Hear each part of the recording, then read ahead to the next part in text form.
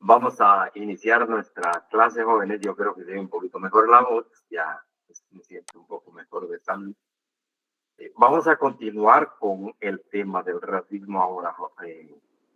Vamos a continuar con el tema, jóvenes, ahora haciendo referencia a nuestro país. Les compartía las diapositivas para que ustedes puedan tener el programa completo de lo que vamos a abordar, pues, o estamos abordando en este subtema de del contenido programático. Joder. Ya vimos, decía, la discriminación, ahora la parte del racismo. Y también, pues, un poco en relación al desarrollo de las clases en la universidad, ha sido un tanto irregular, eh, por las actividades de la huelga de Dolores. Sin embargo, tenemos la oportunidad ahora de trabajar en línea, pues yo creo que vamos a aprovechar el tiempo al máximo posible, jóvenes. Esperaría concluir el día de hoy el tema del racismo. Y ya para la próxima clase, que va a ser de manera presencial la otra semana, es que podamos desarrollar las actividades normalmente, jóvenes, entraríamos a ver el tema de la asimilación y estaríamos ya casi preparando la materia y en la antesala de nuestro segundo examen parcial. Y estaríamos habilitando ya en estos días, jóvenes, Classroom para que puedan subir sus respectivos trabajos. No obstante, vamos a abordar algo de esa temática el día de hoy. Así que me permiten, por favor, vamos a compartir la diapositiva. Repito que ustedes ya tienen, jóvenes, en su haber, ya se ha compartido en Classroom, así que vamos a hablar del racismo en Guatemala. Les decía el otro día, época colonial, la época de la informalidad, la época contemporánea, que abarca precisamente más o menos de 1900, jóvenes, y luego casi de manera también temprana hablamos del enfoque, les decía, de la Comisión Económica para América Latina Central y la aportación académica e intelectual que ha tenido una de las personas en estos últimos años, que todavía tenemos el honor de tenerla, pues no en Guatemala, en España, pero a veces viene a Guatemala, la profesora Casaus, que da clases en distintas universidades del mundo, ya no solamente de España, sobre el tema del racismo. Así empezamos a ver, no sin antes quisiera preguntar, jóvenes, si hay alguna pregunta, por favor, alguna pregunta. No hay. Bien, entonces empezamos, jóvenes, arrancamos de la época colonial, especialmente en este tema, como ya tienen ustedes en mano, les decía, jóvenes, en la época colonial aparece especialmente en España el tema de los estatutos de las limpiezas de sangre.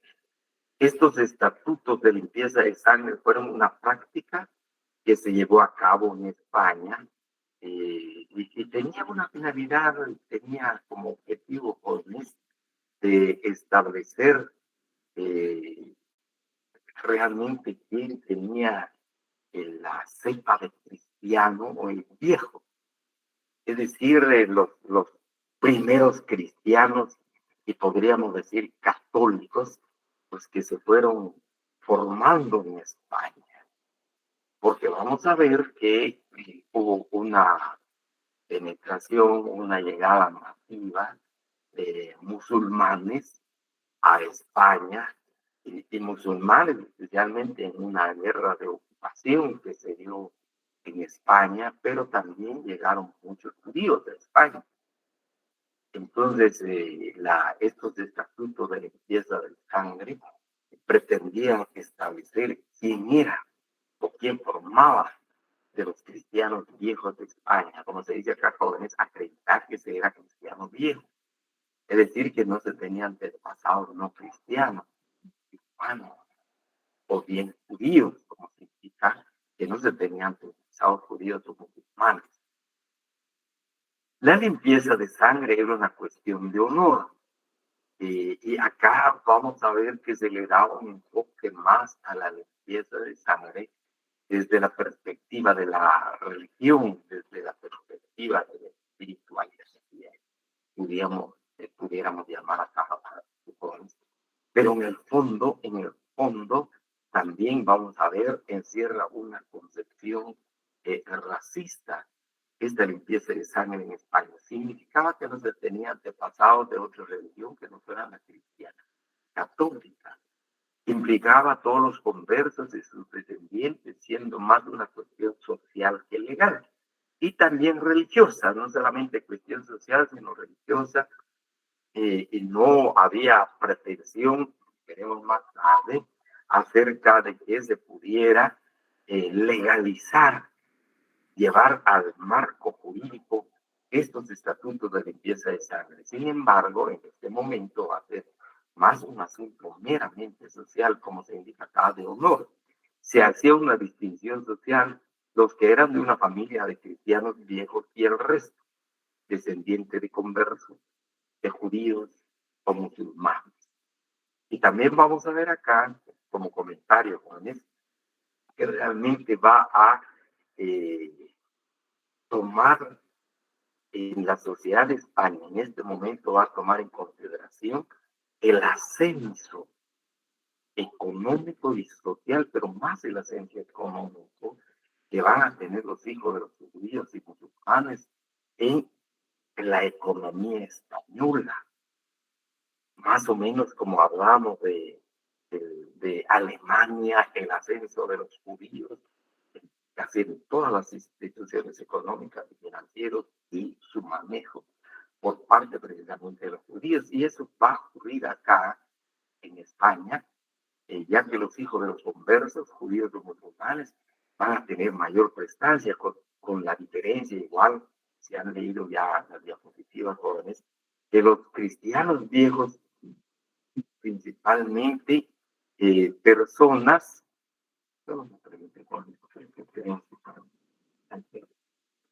van a ser personas de la vieja guardia, muy cristianos, muy católicos, pero que se quedaron en el marco de las relaciones de producción agrícola. Entonces los cristianos viejos van a ser campesinos, en tanto que la nueva generación de cristianos pues van a tener acceso a la educación en todos sus niveles, llegando al nivel universitario, y obviamente por eso hay ascenso, hay como movilidad social, pero también movilidad económica, que se van a empezar a apoderar de la conducción de la economía española.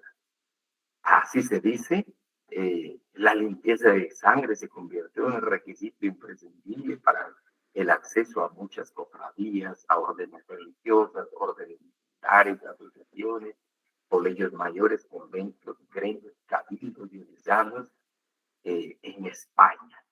Es decir, que se va a tratar de servir a esta nueva movilización de personas ascendiendo al manejo de la sociedad española. Aunque no formaban parte del derecho común, se ven los estatutos de limpieza de sangre que aplicaba en estas instituciones antes mencionadas. Se va a tratar de cuidar, puede mantener, por decir en otras palabras, la casta cristiana católica. Pero de hecho el fenómeno social de ascenso de los hijos de los musulmanes, de los judíos, teniendo mayores oportunidades, pues van a accesar a estos puestos, a estas direcciones en los distintos ámbitos, pero especialmente en la banca, en la comercia y en el aspecto financiero de la sociedad española, que se va a tratar de cerrar el paso a través de estos estatutos de limpieza de sangre. Vamos a ver en distintos órdenes, como se indica acá también, en distintas organizaciones o expresiones organizativas de la vida de España.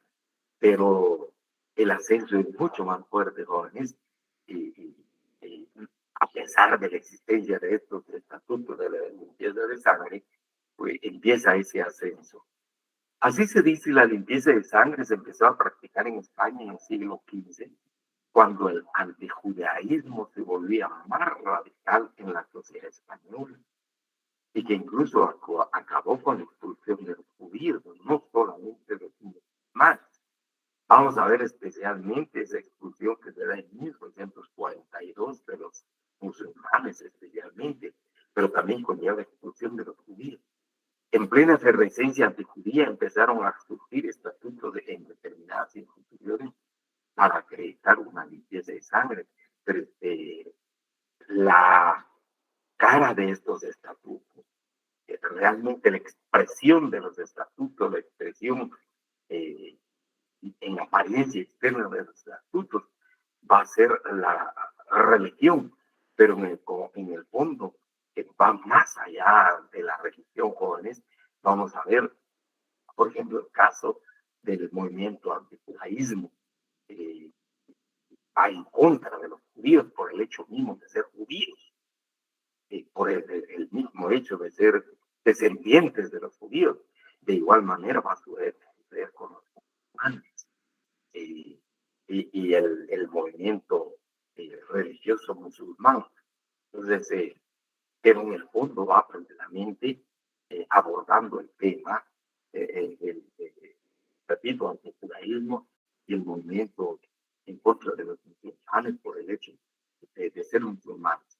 Los conversos, era una reacción de los cristianos viejos contra los nuevos cristianos conversos para mantener sus privilegios, para mantener sus trabajos y obviamente para mantener el estatuto social de España, de los que habían eh, sostenido y mantenido y especialmente impulsado el movimiento del cristianismo en España y sobre todo el cristianismo católico.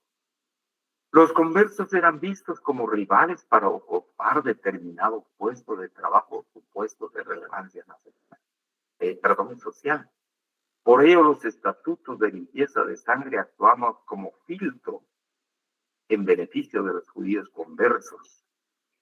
Y especialmente aquí vamos a hablar de los tipos de judíos, aunque en el fondo subyacía también una cuestión de racismo hacia los conversos, a los que se les llamaba habitualmente marranos. Entonces conlleva precisamente acá, pues, en el fondo les decía, con este movimiento prácticamente racista. Y acá vamos a ver, acá hablamos del estigma, porque prácticamente se les va a marcar, se les va a tomar, se les va a poner esa marca a los judíos conversos y también pues, a algunos musulmanes se les va a considerar como marranos. Y lo que significaba realmente el término marrano entonces, que era prácticamente de como suciedad. Y recordemos incluso dentro de la concepción de los mismos judíos, por ejemplo, jóvenes, eh, era total y absolutamente comer carne de marrano porque era un animal impuro. Entonces, el animal impuro, si alguien comía de los judíos animal impuro, pues se les aislaba durante determinado tiempo, días, para que incluso haciendo rituales por parte de los sacerdotes judíos hasta llegar a obtener la limpieza precisamente de esta persona espiritualmente. Entonces, era precisamente al utilizar y calificar a los judíos o a los conversos, cristianos conversos de origen musulmán, pues se está precisamente tomando de que eran como personas impuras. La limpieza de sangre se convirtió a lo largo del siglo XV en una obsesión social y en una cuestión de honra familiar, ¿no? En España. Los estatutos de limpieza de sangre también llegaron a la América Española. Los estatutos de limpieza de sangre siguieron vigentes hasta la independencia de los países americanos. Con la independencia, los estatutos fueron cayendo en el olvido, aunque sí es cierto que permitieron en diversos países latinoamericanos prejuicios sociales a la hora de acceder a ciertas instituciones, a la hora de acceder a ciertas instituciones. El temor por los judíos que tanto tiempo había existido no sería tan fácil de borrar en la nueva sociedad americana. De igual manera, jóvenes, para poder acceder especialmente a los puestos, por ejemplo, militares, a los puestos de la nueva organización de España, a los virreinatos en América Latina que se estableció en México, en Guatemala y también en Sudamérica, pues se tenía esa preocupación por parte de los españoles que era a acceder a estos puestos. Los hijos, sobre todo los hijos de los judíos, los conversos, los cristianos conversos, y ya no digamos los judíos obviamente, y los musulmanes. Sin embargo, pues en España fue diluyendo, perdón, en América fue diluyendo tanto la aplicación de estos estatutos, porque realmente acá lo que ya como que hubo cierta unidad, cierto acercamiento de los españoles que venían a Guatemala únicamente de que fueran judíos conversos, lo que importaba era mantener la conquista, era mantener el poder, eh, prácticamente la prolongación del Estado monárquico español en estos lares. Sin embargo, de hecho, se mantuvieron esos estatutos de limpieza de sangre, les decía Jorge, inclusive en España, pues se pedía a los gobernantes de que se decretara en ley para que realmente España, pero los que impulsaban estos estatutos de limpieza de sangre tuvieran mayor apoyo porque se convertían en normas jurídicas. Pues lo mismo va a suceder en nuestro país, en estos lares, perdón, en América Latina. Disculpe, Jorge, un momento, por favor.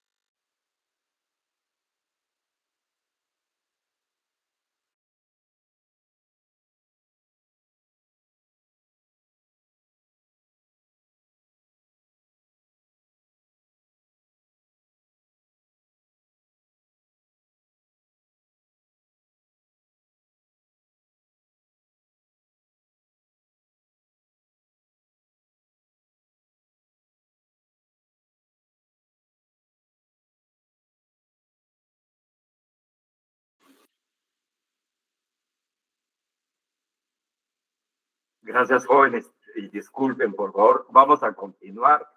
Entonces les decía, jóvenes, en América, pues, de hecho, diluyendo la aplicación de estos estatutos de limpieza de sangre en las instituciones del Estado, en esta nueva organización de las colonias de toda América. Y es el caso de nuestro país, además de las rivalidades que se dieron entre los mismos dirigentes. Hubieron familias, por ejemplo, que pelearon las encomiendas que se les había dado, jóvenes, llegando, podríamos ir a tribunales, al famoso Consejo de Indias, para poder establecer a quién le correspondían las encomiendas, no solamente de un pueblo, como sabemos, de los pueblos encomendados. Así que entonces fue perdiendo eh, los estatutos de limpieza de sangre.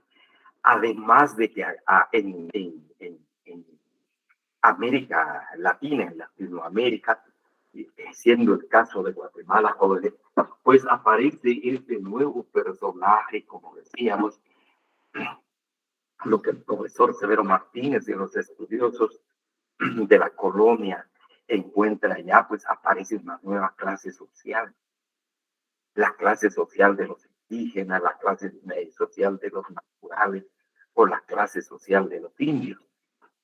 Entonces ahí con esta nueva conformación social y esta nueva jerarquización de la sociedad, pues ya no importaba si eran conversos, cristianos conversos, sino que principalmente ahora pues había un enemigo de clase, que eran precisamente los indígenas, a quienes había que dominar, a quienes había que imponerle la, la dominación como clase social dominada y luego la clase social dominada. Los españoles, los peninsulares, al principio de la organización y más tarde de 1540, la reorganización de la colonia. Entonces, aquí ya realmente en contra de quién se va a practicar el racismo, ya va en contra de los indígenas.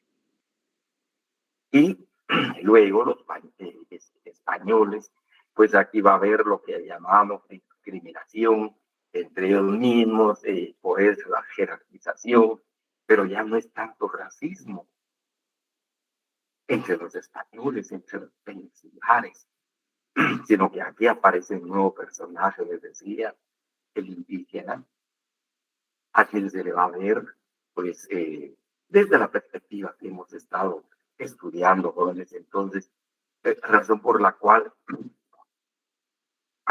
perdón, y así perduró la colonia más o menos durante esos 3 siglos, 300 años. Fue prácticamente diluyéndose lo que los estatutos de la limpieza de sangre. Sin embargo, el racismo ya va en contra de la población indígena.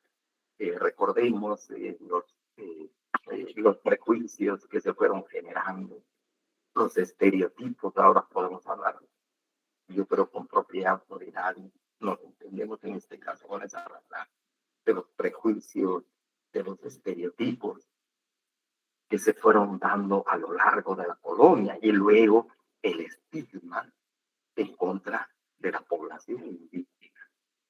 El estigma, pues al ver acá a la población indígena se le puso la marca y esa marca le quedó la población indígena entre la animalidad, entre lo perezoso, que se embriaga.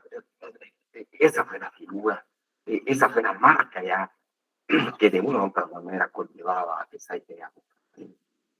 Luego llegamos a 1821, la proclamación de la independencia, decíamos, de nuestro país y de España y a lo largo de América Latina. Pues en el caso de Guatemala, sabemos, jóvenes, aquí pues no hubo levantamiento armado, había intentos, A diferencia de América del Sur, encontramos a Simón Bolívar en esa lucha de liberación, en esa lucha de independencia. México igual lidera una lucha armada de independencia, pero en nuestro país no. Entonces tenemos, y creo que también es importante remarcar, jóvenes,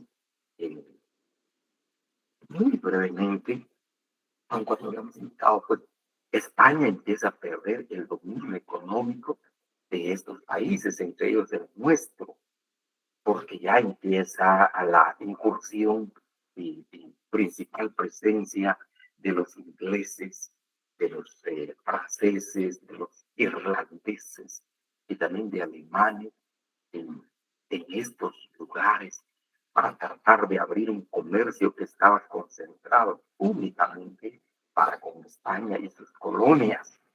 Había una prohibición de comerciar con estos países.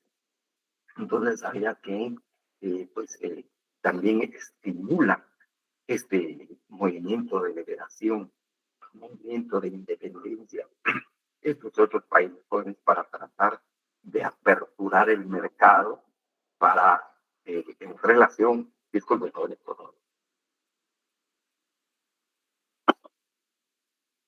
en relación a los productos comerciales. Y esto contribuye pues pero más refiriéndonos acá a Guatemala, pues los españoles de igual manera, los,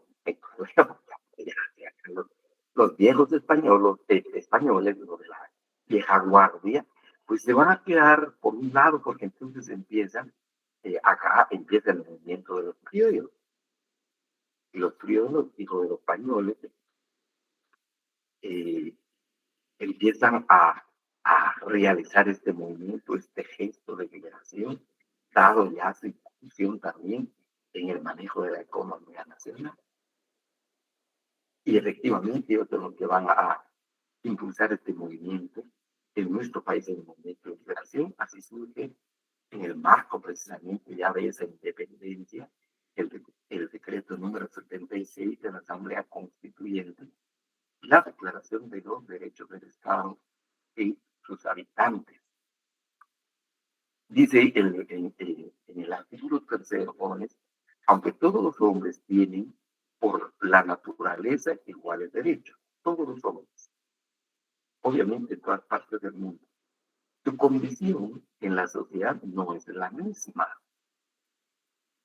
Lo que depende de circunstancias que no es dado lugar a ningún poder humano. Para fundar y mantener el equilibrio social, las leyes amparan al débil contra el fuerte. Y por esta necesidad, en todas las naciones, aún las menos justas, son protegidas particularmente a aquellas personas que por su sexo, edad, falta de capacidad actual, carecen de ilustración suficiente para conocer y entender sus propios derechos. Por tanto, hallándose la generalidad de los indígenas en este último caso, las leyes deben protegerlos a fin de que se mejore su educación, de evitar que sean defraudados de lo mejor que les pertenece en común o en particular, y que no sean molestados en aquellos puntos y habitudes aprendidos de sus mayores y que no sean contrarios a las buenas costumbres. Esto es de fecha del 14 de diciembre de 1839, de la expresión del sentimiento jurídico de la Asamblea Constituyente de aquel encontrando pues la situación de la población indígena, a su parecer, imposible de remediar. No hay poder humano, como se indica acá, de remediar esta situación. Sin embargo, pues aparece esta protección, esta disposición, tratando de proteger a la población indígena de Guatemala. Más tarde llegamos a la época de la reforma liberal, más o menos 50 años después de esto. Nos encontramos en el decreto legislativo número 165, emitido por Justo Rufino Vargas. No sin antes quisiera introducir de manera muy breve esta reflexión, principalmente por decir un comentario posiblemente. Justo Rufino Barrios, como vamos a ver con este decreto, Justo Rufino Barrios se considera a sí mismo parte de lo que él denomina la clase ladina, parte de la clase mestiza, como una posición ascendente precisamente de los mestizos y de los ladinos o mestizos en la sociedad guatemalteca, que a lo largo de la colonia fue creciendo la población mestiza, la población ladina en nuestro país. Entonces se decía como una expresión del ascenso de la población mestiza al poder político a través de Justino Barrios. Pues Justino Barrios precisamente va en el decreto, el decreto 1165, el 13 de octubre de 1876, tratando de oponerse precisamente, pero más que oponerse con lo que a manifestar, a expresar el ascenso de la población ladina, de la población mestiza, en el ejercicio del poder político en Guatemala, que prácticamente se arrebataba de las manos de los criollos. De los criollos, si vieron, tenían como su representante a Rafael Carrera. ¿Se recordará Rafael Carrera? Se decía el indómito, el luchador, el primer guerrillero, se decía, pero un gran guerrero, Rafael Carrera, que enfrentó precisamente el movimiento de liberación en aquel entonces. El movimiento de liberación era encabezado por Rufino Barrios. Al final, pues se impone. Entonces, está la Iglesia Católica apoyando a Rafael Carrera y a los judíos. Pero sin embargo, pues acá tenemos cada Rufino Barrios. Y así emite este decreto, que en el fondo nos encierra precisamente esta idea y realidad que se está dando en nuestro país. Usted Rufino Barrios, general de división y presidente de la República de Guatemala, considera que es conveniente poner en práctica medidas que tiendan a mejorar la condición de la clase indígena. Y varios aborígenes principales de San Pedro de Zacatepeques, departamento de San Miguel, han manifestado deseo que se prevenga que aquella parcialidad use el traje como le acostumbrado por los ladinos. Decreta, artículo 1. Para los efectos legales, se declaran ladinos a los indígenas de ambos sexos. El mencionado pueblo, quienes usarán desde el año próximo entrante el traje que corresponde a la clase ladina, dado en Guatemala en el Palacio Nacional del 3 de octubre de 1966. Encontramos acá, jóvenes, dos aspectos creo que importantes. El utilizar el concepto clase. Y es un enfoque, la clase, jóvenes, recuerden, el concepto o clase, clasista, pues es un lenguaje del materialismo histórico y del materialismo radical, al decirlo de que está la clase dominante y la clase dominada. A diferencia de otros autores, no da clase, de etnias, grupos, comunidades, pero acá, de manera expresa, en este decreto, encontramos precisamente una visión clasista de la sociedad guatemalteca, pero más desde el punto de vista étnico.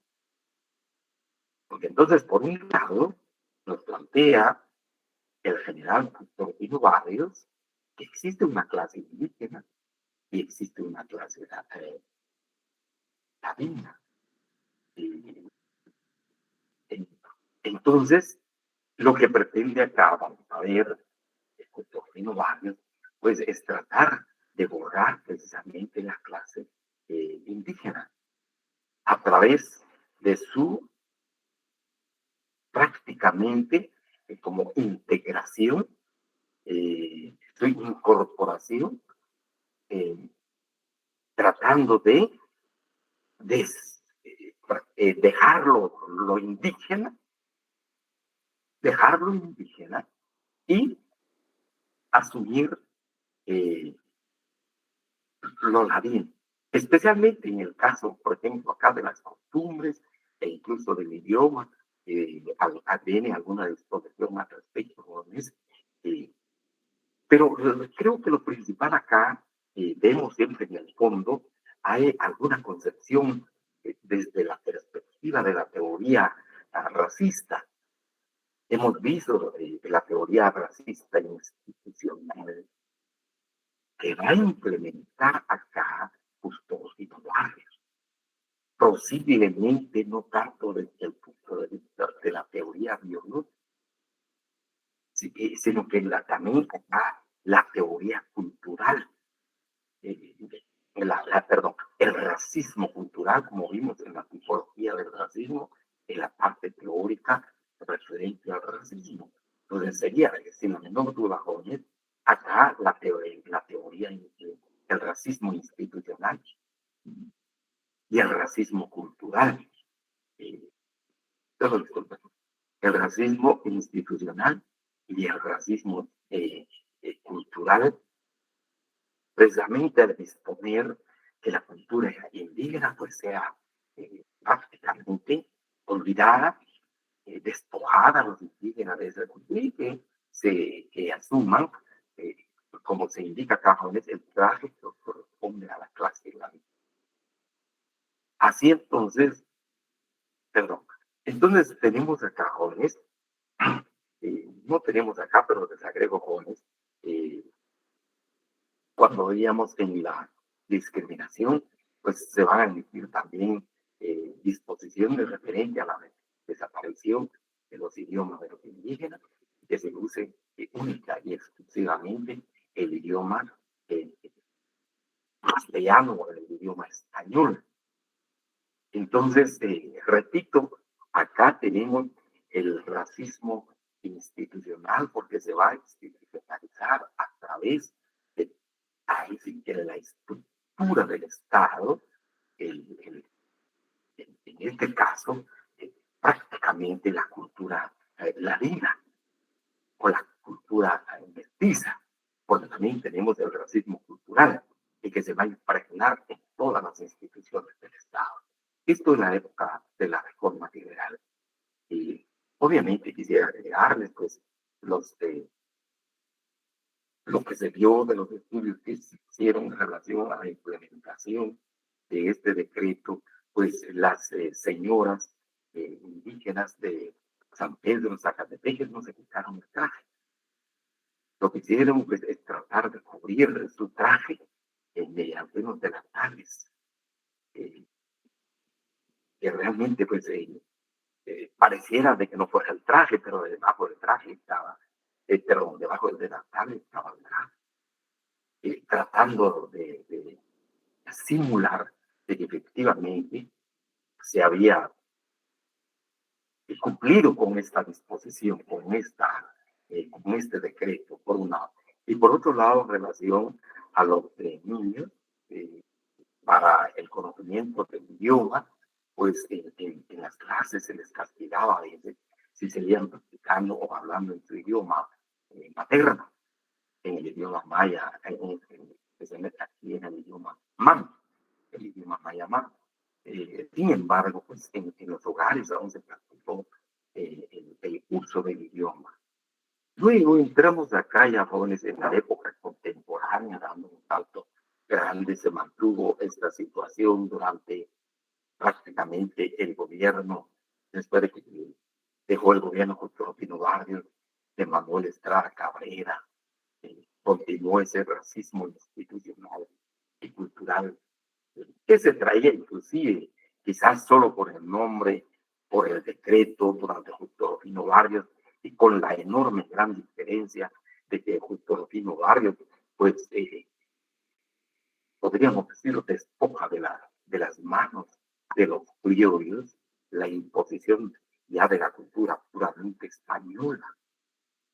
Victorino Barrios, en este afán de ser nacionalista, pues va a tratar de imponer esta nueva cultura, la cultura ladina, la cultura mestiza, mezclada con la cultura con raíces mayas, pero también con raíces españolas, una nueva, el mestizaje que se va a implementar de manera institucional, pero que en el fondo subyace el racismo institucional y cultural, ¿no?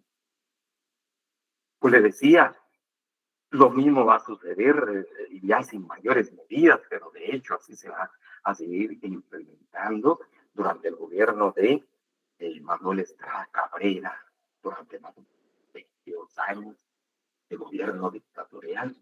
Luego los otros gobiernos que vinieron, pues les fue indiferente, no abordaron el problema, pero aparece el gobierno de los 14 años, Jorge Ubico, pues Jorge Ubico todavía continúa esa mentalidad de mantener a los indígenas subyugados. Aún, pues, emite, recuerden ustedes, la ley de vialidad Jorge Ubico para que los eh, indígenas continuaron aperturando carreteras sin ninguna paga, bajo el trabajo obligatorio en las obras públicas. Y Jorge Ubico, perdón, Ubico definitivamente pues mantenía eh, este racismo institucional, el racismo cultural de igual manera. Entonces empezamos ya a ver, después de aparece la revolución de 1945, y empieza la discusión en Guatemala, jóvenes, y ahí aparece precisamente Miguel Ángel Asturias, decía en clase, aparecen ilustres guatemaltecos, sobre todo académicos, intelectuales, que empiezan a cuestionar la situación de nuestro país, pero en todos los ámbitos, el ámbito económico, el ámbito social, cultural, lingüístico, en todos los ámbitos, pero especialmente, jóvenes, también se empieza a cuestionar la formación que se tiene en la universidad, sobre todo en nuestra universidad.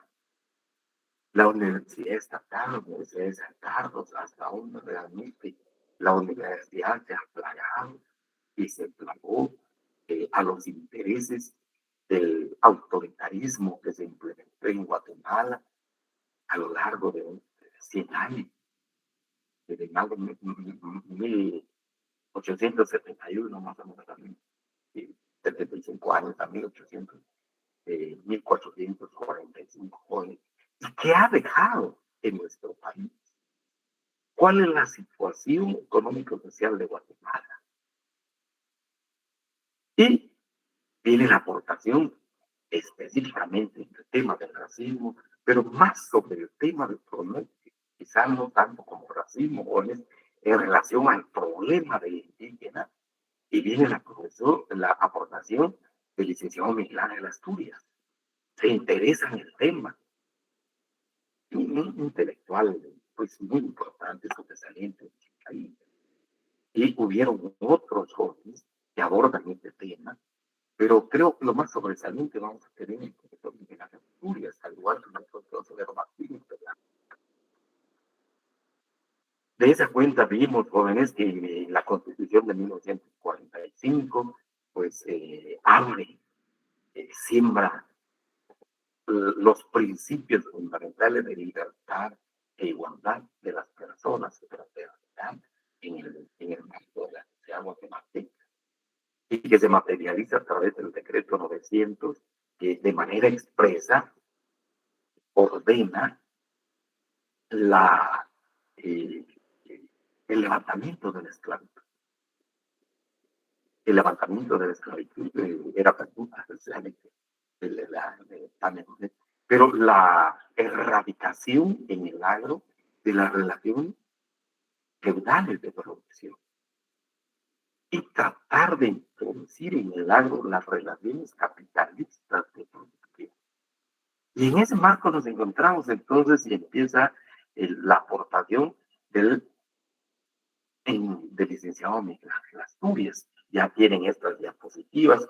Voy a tratar de mencionar así un poquito rápido, jóvenes, la perspectiva del licenciado Miguel Ángel Asturias en relación a la problema indígena. ¿Cuál es la situación de indígena a partir en esos momentos? 1944.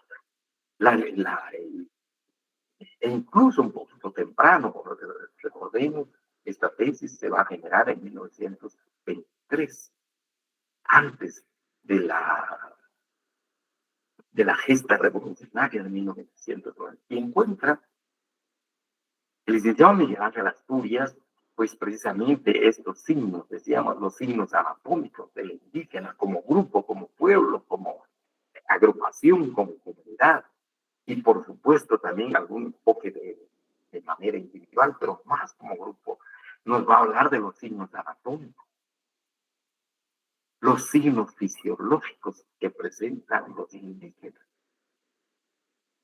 Acá vamos a encontrar los signos patológicos de los indígenas. Luego, la generación psíquica. Podríamos hablar de los signos psíquicos de los indígenas, de la etiología, y vamos a ver acá de las enfermedades endémicas, nos plantea, pero la etiología, vamos a ver, ¿vale? Luego, la terapéutica social. ¿En qué situación se encuentran los indígenas desde este punto de vista? Como señala el sociográfico o socio, eh, acá se nos toma el ganológico, la terapéutica social. Y luego las medidas que plantea el licenciado Miguel Ángel Asturias. Así empezamos con un poquito rápido, esto ya está suave. Entonces encontramos, sin ninguna clase de estadística para ir sobre bases seguras, puede señalarse en el índice los caracteres siguientes de degeneración. Veamos, por favor, la degeneración. Es decir, en un proceso paulatino, pero seguro, de que va de lo más a menos. Si queremos de lo mejor a lo peor. En ese proceso lento de degeneración física. Encontramos entonces acá algunos signos anatómicos que presentan este cuadro. Estrechez frontoparietal, habla de la crotasia. Índice cefálico menor que el normal, talla y peso inferiores a los de otras razas. Fuera de estos signos deben agregarse dedos supernumerarios. Anomalías de ciertos aparatos, aparece el óseo. Entre los signos fisiológicos se encuentran Miguel Ángel Asturias en este momento, en esta época, en este tiempo, necesidades energéticas muy inferiores a las de las razas europeas y muy semejantes a las de los habitantes del Congo. Entonces, la ubicación precisamente de la tesis en esto del racismo, porque el enfoque va a ser más racial en este momento, en este tiempo. B, eliminación de urea muy inferior de la de los organismos sanos, 28 gramos. Por aquí puede conocerse el exiguo poder de asimilación de límite, inferior en un 250% al de las otras razas. Los signos fisiológicos, necesidades energéticas muy inferiores, acá, está repetido. Luego, C, nupcialidad.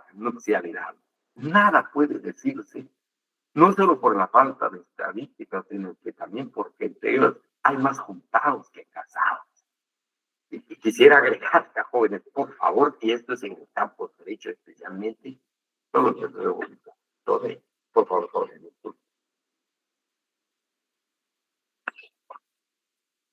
En el campo del derecho civil, y que esto se va a materializar más tarde, más o menos por la década de los 50, jóvenes, em, haciendo pues acotación a esto, que son más juntados que casados.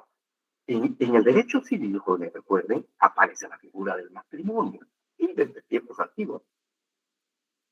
Pero, no obstante el matrimonio en el Código Civil en Guatemala, la población indígena, como planteaba Miguel Ángel Asturias, únicamente se unía, había eh, uniones de hecho, uniones de hecho.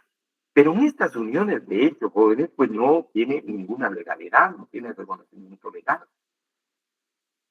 De esa cuenta, el legislador guatemalteco dice, bueno, ¿cómo podemos proteger a la población? No obstante, está la figura del matrimonio y lo que genera el matrimonio, derechos y deberes, tanto para el cónyuge varón como para el cónyuge, la cónyuge mujer, pero de la misma manera para los hijos.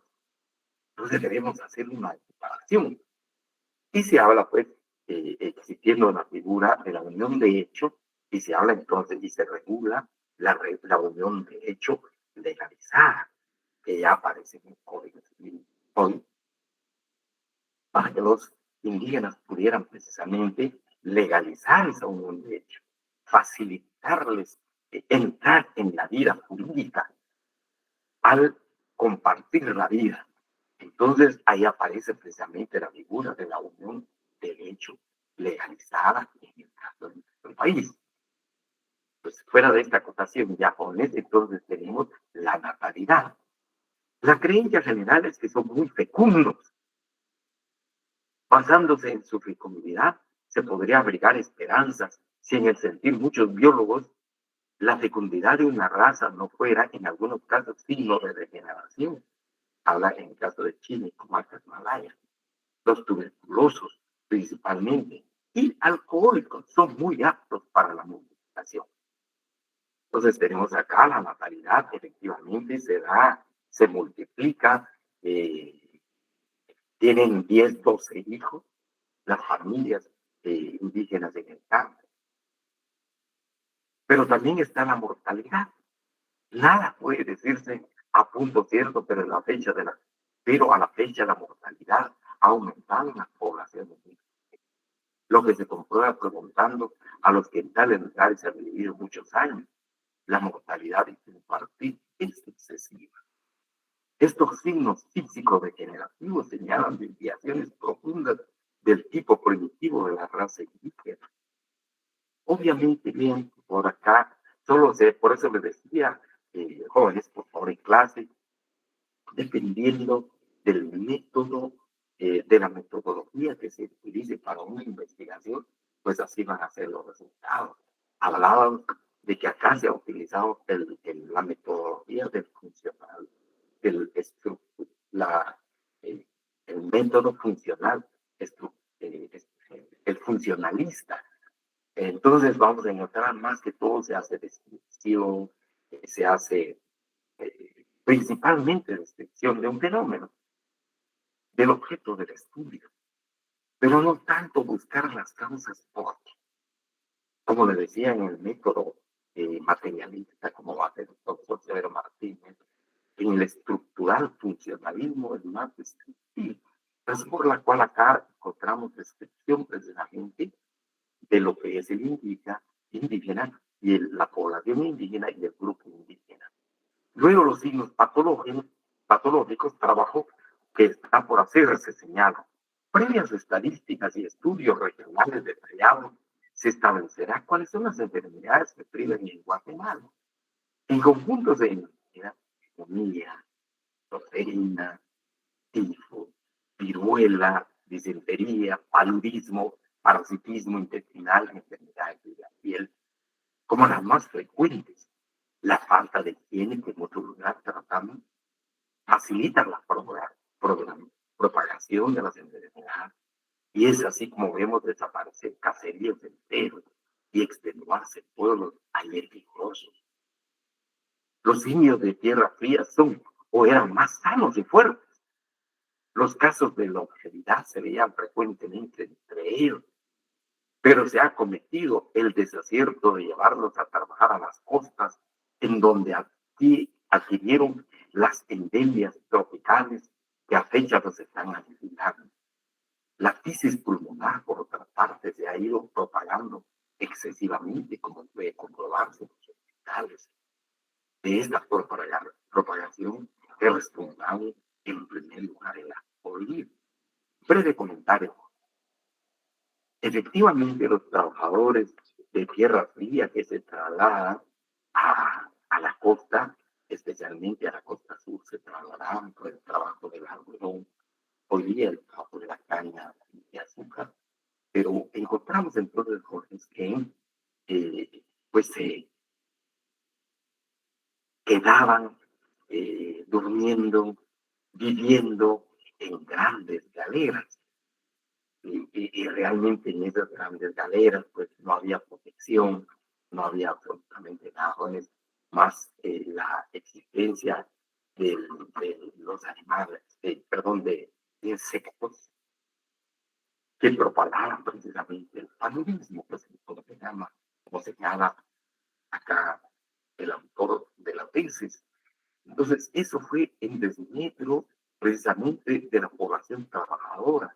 Y luego regresando a sus hogares, a sus tierras nuevamente, normalmente trabajaban 3 meses, llevando a la familia, a la esposa y a los hijos, pues regresaban. Pero, y en sus lugares de origen no había atención médica, centro de salud en aquel entonces. Entonces no deja de ser verdad lo que plantea acá Miguel Ángel Astúriz de una manera activa.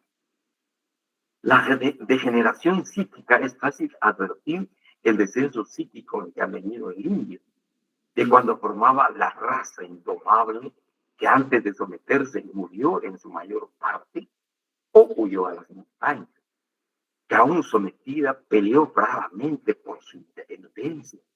Luchas con releves heroicas de entonces a hoy jamás igualadas al estado en que al presente se encuentra ayer brava, hoy cobarde. Y entre esos términos, toda una vida dolorosa, angustiada por las espuelas castellanas que la ensangrentaron los lijares, por los frenos bélicos que los conquistadores enterraron en su boca y por los cacastes que no son otra cosa que aparejos de mula de carga llevados por un hombre. Los pueblos indígenas carecen de cohesión. En ellos, como en sus individuos, falta el sujeto social. La persona no existe. Pueblos estancados donde se paga demasiado culto a las tradiciones absurdas que perpetúan sus sombras.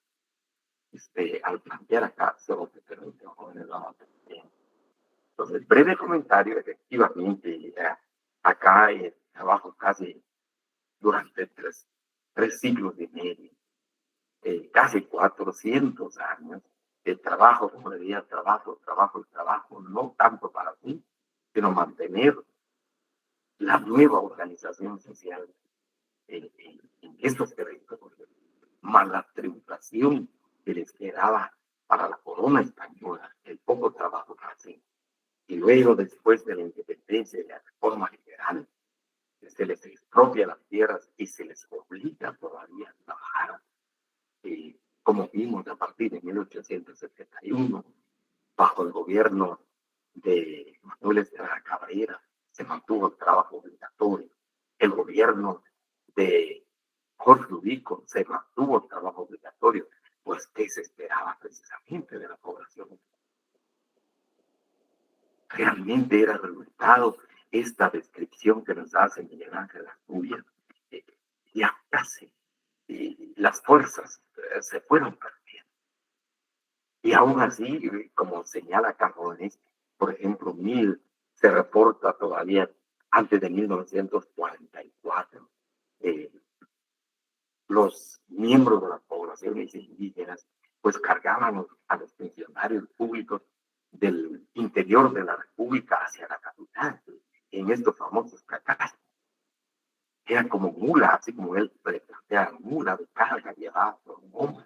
Y efectivamente traían a los funcionarios públicos cargados para trasladarse a la ciudad capital. pero mantenían aún sus tradiciones, aún por muy absurdas como plantea Miguel Ángel Asturias, aún están en la reproducción, quizás ya muy pobre en términos de enriquecimiento cultural, ya muy pobre en ese sentido, pero mantenían esas tradiciones. Luego señala la falta de estadísticas criminales nos privan de luz sobre tan importante materia. Puede decirse que el indio en su juicio es más dado al hurto que al delito de sangre, pero que en estado de ebriedad es terriblemente criminal.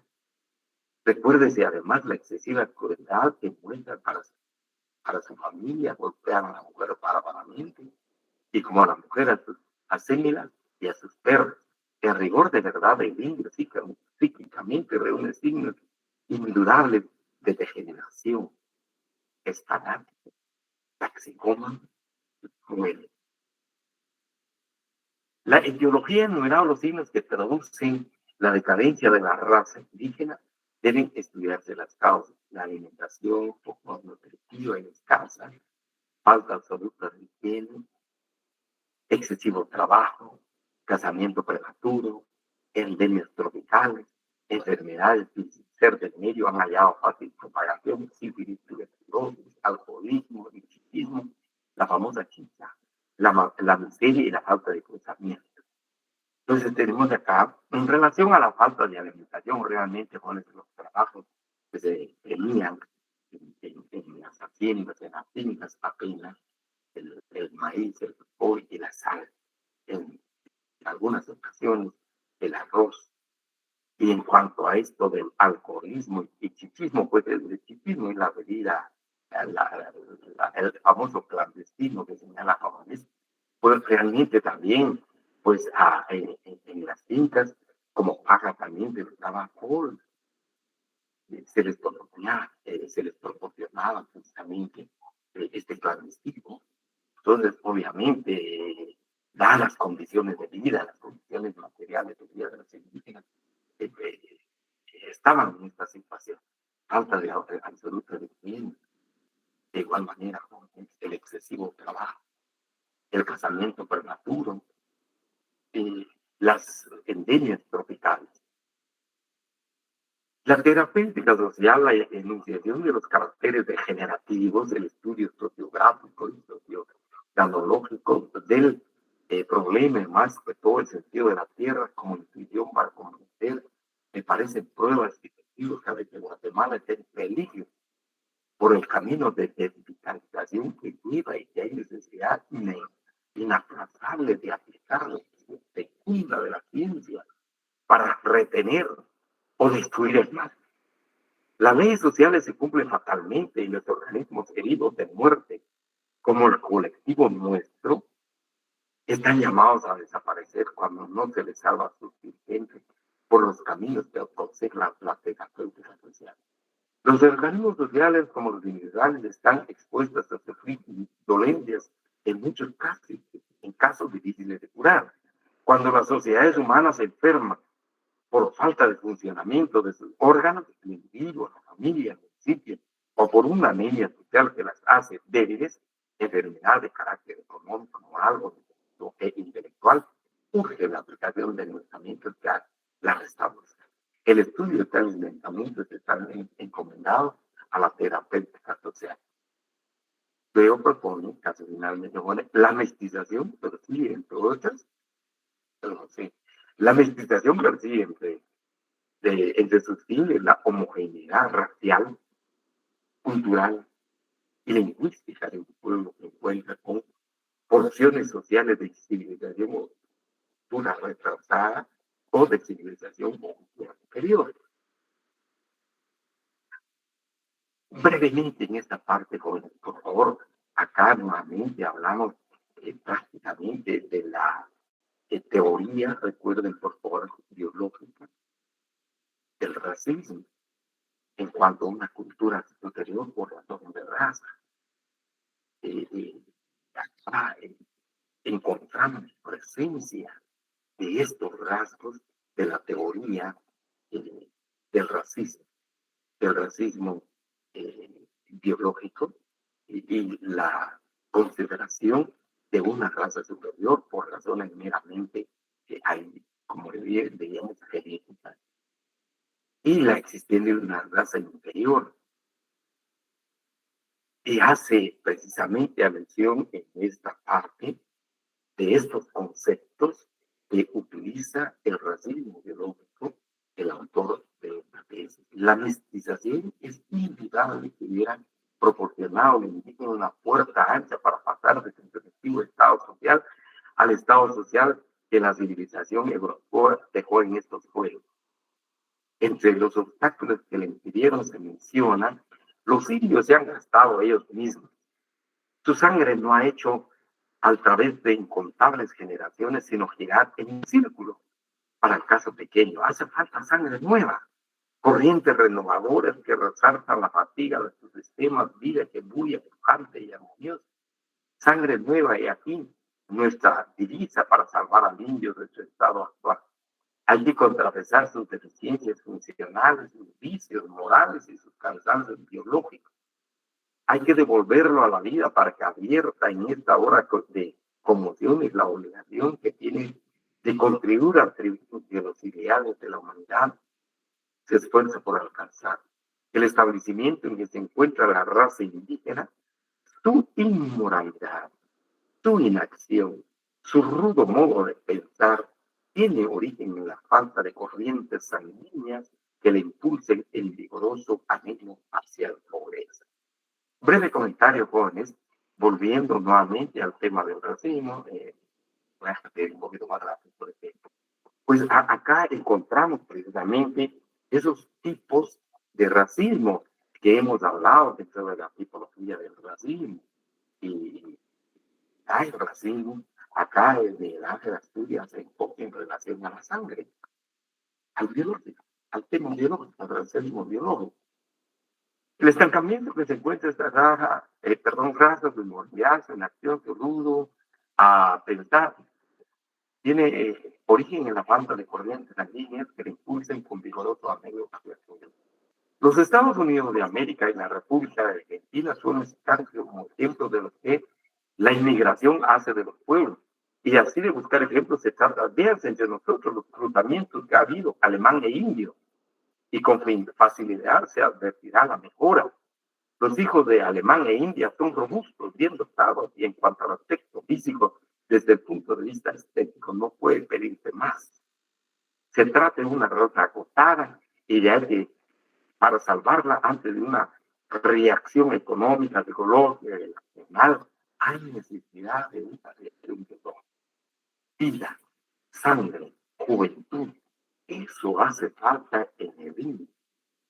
Y acá termina el planteamiento, profesor del licenciado Miguel Ángel Asturias, que no deja realmente invitarnos dentro de las tipologías del racismo que hemos planteado. Aún obviamente en su tesis no se habla de ninguna tipología, pero de lo que hemos estudiado vemos entremezcla, pero principalmente la teoría biológica del racismo y la sangre, los genes. Y precisamente acá Miguel Ángel Asturias, pues finalmente formula el mestizaje del indígena, tratando de rescatar lo poco que queda. Esto desde la perspectiva del profesor del licenciado Miguel Ángel Asturias, jóvenes, en tanto que el profesor Severo Martínez hace otro planteamiento, ya les decía muy brevemente, les dado el tiempo, aun cuando en clase ya vimos esta parte, pues Miguel, acá Severo Martínez hace otro enfoque del racismo que se practica en contra de la población indígena. Dado, ya les explicaba en clase con él, que utiliza otra metodología de estudio, no el estructural funcionalismo, sino que principalmente el materialismo histórico trata de buscar las causas por qué surge ese racismo.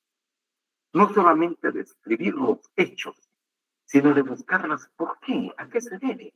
Y obviamente no va a explicar el racismo este fenómeno racismo, acá el Ángela, el profesor Severo Martínez, desde el punto de vista de sangre, sino que principalmente desde el punto de vista del materialismo histórico, que ya tienen jóvenes que ya vienen.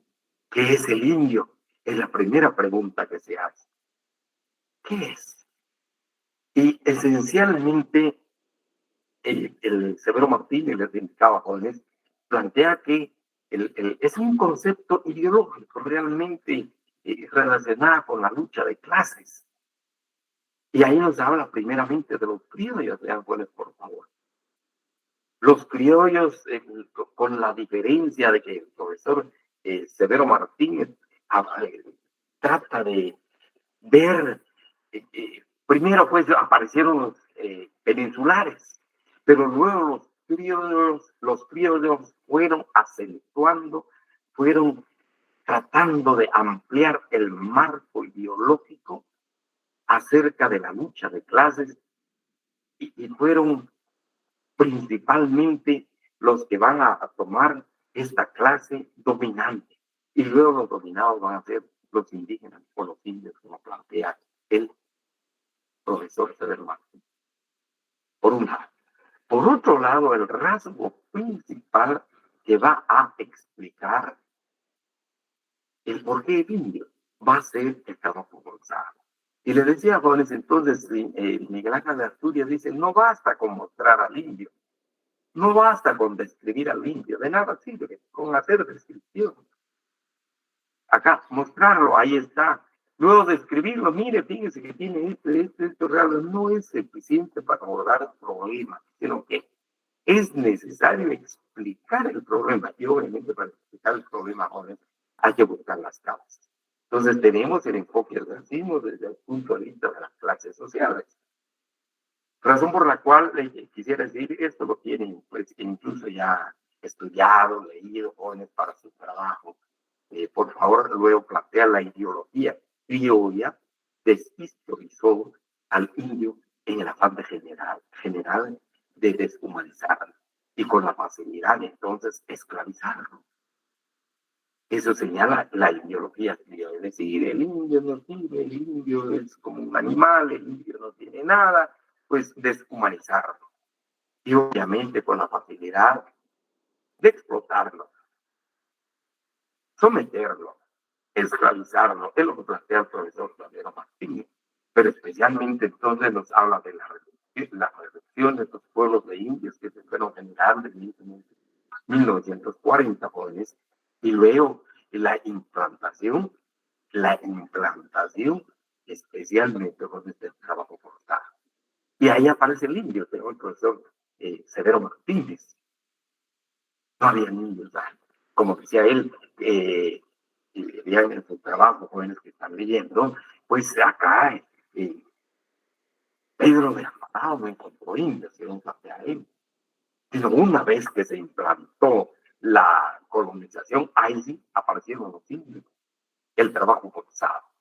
A lo largo de la colonia, entonces tenemos jóvenes los de endeudamiento forzado, ir a trabajar de manera gratuita, pero obligatoriamente a las haciendas de la iglesia, de los españoles, a cualquier tipo de trabajo era forzado. Ahí aparece entonces la figura del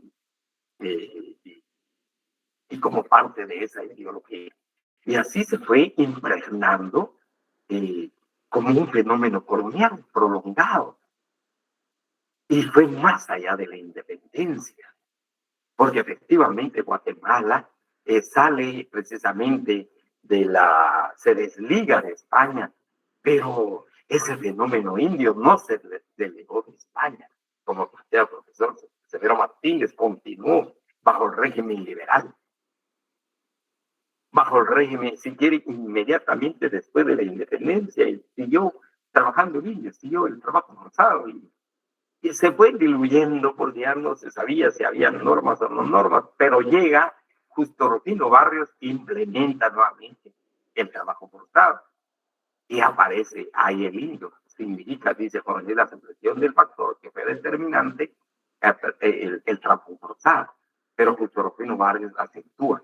Así en 1945 se levanta ese trabajo forzado y según la tesis, según la producción de Severo Martínez, pues va a desaparecer el indio.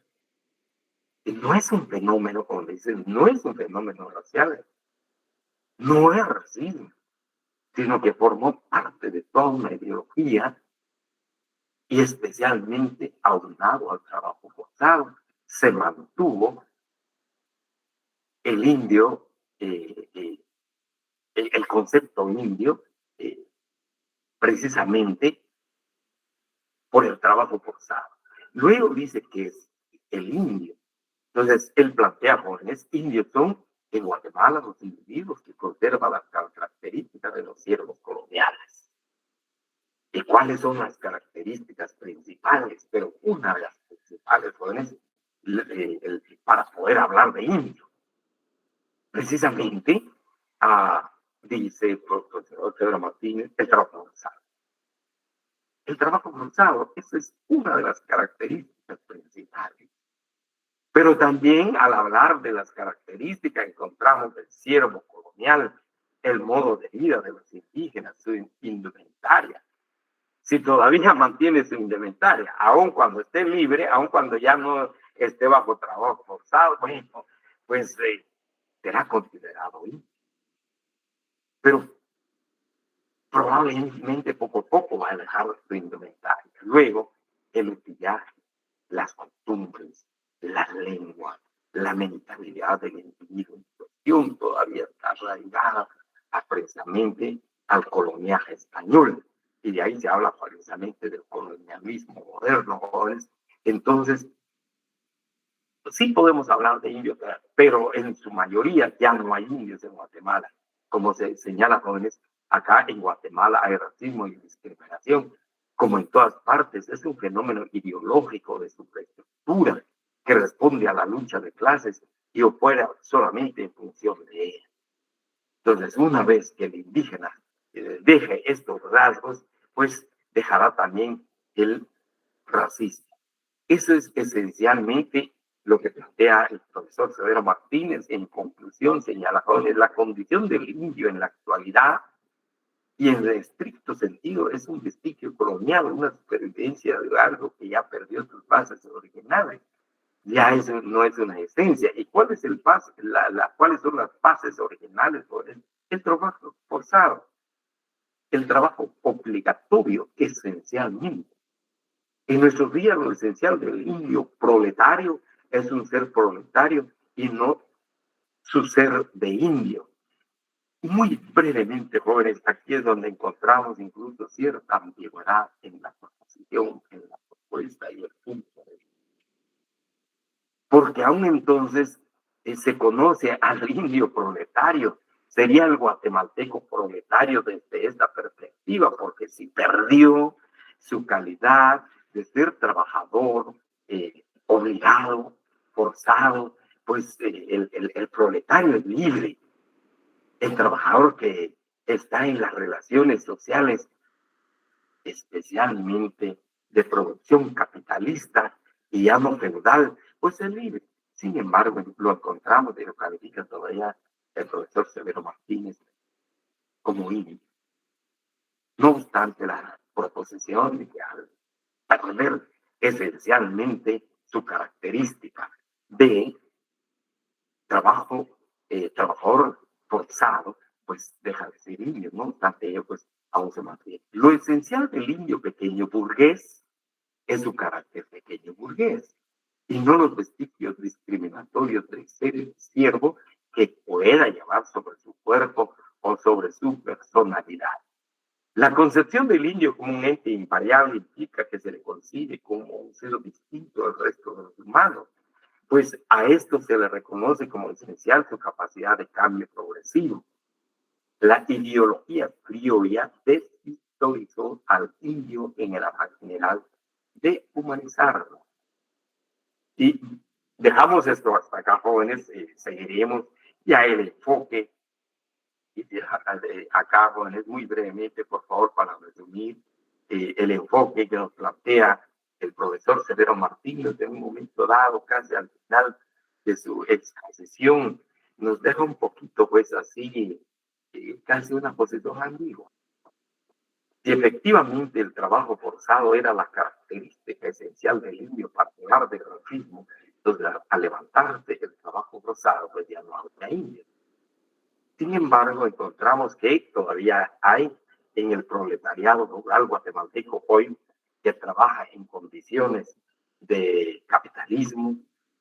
Probablemente el enfoque también vemos jóvenes de que aun cuando se haya prácticamente abolido las relaciones sociales de producción mediante decreto, mediante ley, pero en la realidad todavía hay trabajadores imbuidos en relaciones feudales de todo. Razón por la cual en la Constitución Política de la República, nuestra hoy, nuestra Constitución de 1971, y en el Código de Trabajo encontramos regulado todavía la paga que se puede realizar en especie en el campo hasta en un 30% de la totalidad del importe que recibe el trabajador del campo. Y eso refleja relaciones sociales de producción. Probablemente ahí todavía encontremos esa explicación del indio proletario. Pero en esencia, jóvenes, tenemos entonces este enfoque del racismo interesa y nos ha interesado, disculpen jóvenes, nos ha interesado la parte doctrinaria del racismo, que hoy quisiera indicar, y vamos a ver en la próxima clase, jóvenes, pues está el racismo institucionalizado en el Estado guatemalteco. Algunos le denominan neocolonialismo, un nuevo colonialismo. Hay un nuevo lenguaje jóvenes al respecto. Pero dentro de la doctrina general del racismo aparece esa doctrina institucional, la doctrina institucionalizada. Y no cabe duda que tenemos todavía también presencia de el racismo cultural, el racismo biológico. Dejo esto hasta acá, jóvenes, y disculpen las interrupciones, pues todavía ya me siento mejor, jóvenes, en cuanto a salud. Pues no sé si hay alguna pregunta igual, por favor, tenemos unos minutos. Y si no hay, pues muchas gracias, espero su trabajo. Ya el fin de semana vamos a trabajar para que ustedes puedan subir su trabajo en clase. Muchas gracias, feliz fin de semana, jóvenes, y nos estaremos viendo de manera, ahí sí que presencial la próxima semana para el desarrollo de nuestras clases. Con su permiso, jóvenes, muchas gracias. Les deseo feliz tarde y también feliz fin de semana, jóvenes. Con permiso. Feliz tarde, licenciado. Gracias. Gracias a todos. Muchas gracias, jóvenes. Gracias, jóvenes. Les deseo feliz tarde, con permiso. Muchas gracias, jóvenes. Con permiso, jóvenes.